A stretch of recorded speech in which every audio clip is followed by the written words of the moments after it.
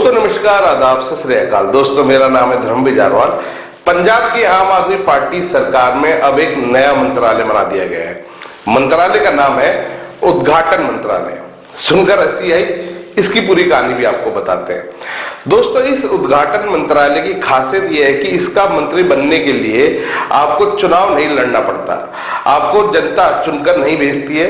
यहां तक कि आप चुनाव बुरी तरह हार चुके हो तो भी आपको इस मंत्रालय में पद मिल सकता है। तो अब सवाल यह है कि इस मंत्रालय तक पहुंचे कैसे। इस मंत्रालय का मंत्री बनने की बस एक ही शर्त है। वो शर्त यह है कि आपका नाम अरविंद केजरीवाल होना चाहिए, आपका नाम मनीष सिसोदिया होना चाहिए। अगर आप इनमें से कोई एक है तो पंजाब सरकार में आप उद्घाटन मंत्री आराम से बन सकते हैं।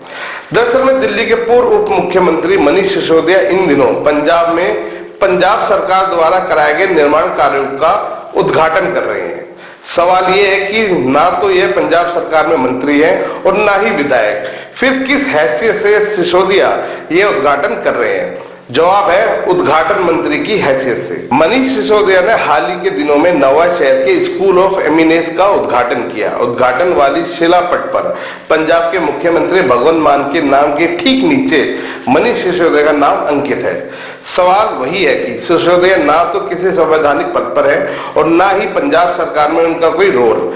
सिसोदिया को जो जिम्मेदारी दी गई है वह पार्टी की दी गई है। वो पंजाब के प्रभारी बनाए गए हैं, सरकार के नहीं। यह फर्क आम आदमी पार्टी या पंजाब सरकार शायद नहीं कर पा रही है, और अगर कर भी पा रही है तो मान साहब चुप बैठे होंगे कि अभी उद्घाटन मंत्री बने हैं, कुछ बोला तो कहीं इधर भी उप मुख्यमंत्री ना बन जाए। जबकि यह पूरी तरह से अपमान है उन सांसदों का, उन विधायकों का जिनको पंजाब की जनता ने चुनकर जिताया है। उद्घाटन उनके हाथों की जगह एक ऐसे नेता से उद्घाटन करवाया जा रहा है जो खुद भ्रष्टाचार के आरोप में जेल से बेल पर बाहर है, जिनको उनके क्षेत्र की जनता ने बुरी तरह से हराकर दिल्ली से बाहर कर दिया है। बहरहाल सिसोदिया चमकौर साहिब में एक प्लेग्राउंड का उद्घाटन समारोह में भी पहुंचे। वह पंजाब सरकार में मंत्री और विधायक के साथ साथ सरकार के कार्यों का जायजा लेने भी पहुंचे हैं। दोस्तों सवाल फिर वही है, आखिर उनके पास क्या अधिकार है कि वह सरकार के कार्यों का जायजा लें।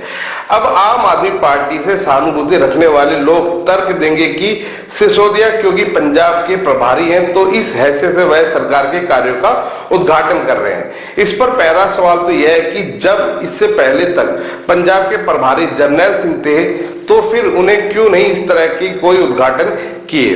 क्या वह पार्टी के भीतर सिसोदिया जितना पावरफुल नहीं थे कि दूसरे राज्यों की सरकार में दखल अंदाजी कर सके। दूसरा सवाल यह है कि पार्टी का प्रभारी होना और सरकार में प्रत्यक्ष रूप से दखल देना, ये दोनों अलग अलग बातें हैं। उन्हें पार्टी की जिम्मेदारी दी गई है, वह जमीन पर संगठन को मजबूत करने का काम कर सकते हैं, पार्टी के नेताओं से मुलाकात कर सकते हैं, मंथन कर सकते हैं, पार्टी कार्यकर्ताओं से बातचीत कर सकते हैं, चाहे तो रैलियां कर सकते हैं। लेकिन सरकारी कामकाज में दखल क्यों दिया जा रहा है? इससे तो यही संदेश जाता है कि ना तो जनता द्वारा चुने गए प्रतिनिधियों का सम्मान करते हैं और ना ही संवैधानिक पद का। आप बस सरकार के पावर के सेंटर में रहना चाहते हैं। इससे पहले हमने भी अरविंद केजरीवाल को यही करते देखा था।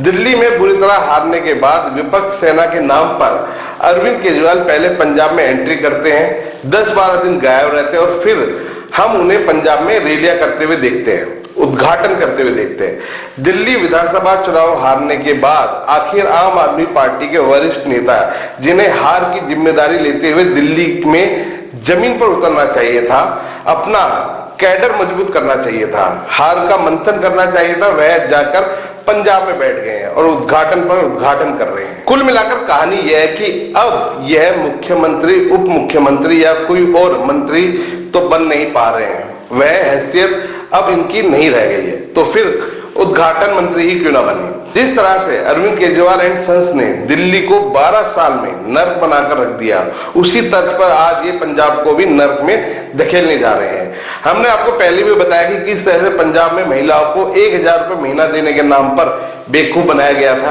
कैसे पंजाब पुलिस में सेक्स और ड्रग्स के स्कैंडल्स चल रहे हैं, कैसे एक आम आदमी जो बड़ी बड़ी बातें किया करता था वो आज सब कुछ भूलकर आम जनता के पैसे जो कि सरकार को टैक्स के रूप में दिए जाते हैं उसका दुरुपयोग करके सरकारी पैसे का भरपूर आनंद ले रहा है। क्या एक ऐसा व्यक्ति किसी भी सरकार में रहने लायक है?